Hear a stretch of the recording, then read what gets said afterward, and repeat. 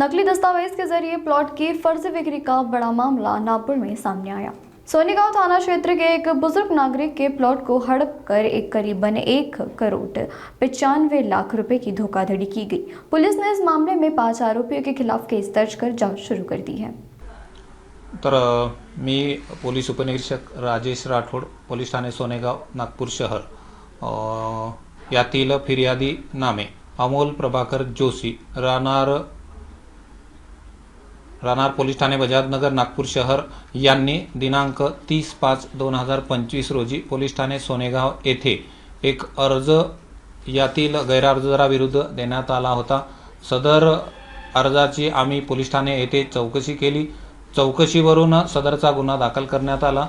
सदर गुन्ह्याची थोडक्यात हकीकत अशी आहे की अमोल प्रभाकर जोशी यांनी मौजा सोमलवाडा पटवारी हलका number 44 new engineering housing society येथील प्लॉट क्रमांक 5 हा यातील आरोपित इसम यांनी मेहुल दुवाविया यांनी बनावट कागदपत्र व खोटे कागदपत्र बनवून सदर प्लॉटची विक्री पत्र करून देण्याकरिता सुनील अजाबराव जीवतुळे यांना शासकीय राजपत्रामध्ये त्याचे नाव चेंज करून मीच अमोल प्रभाकर जोशी आहे असे भासवून सदर विक्रीपत्र हे आरोपित क्रमांक कुणाल नंदकिशोर येणे यांना विक्रीपत्र करून देण्यात आलेले आहेत।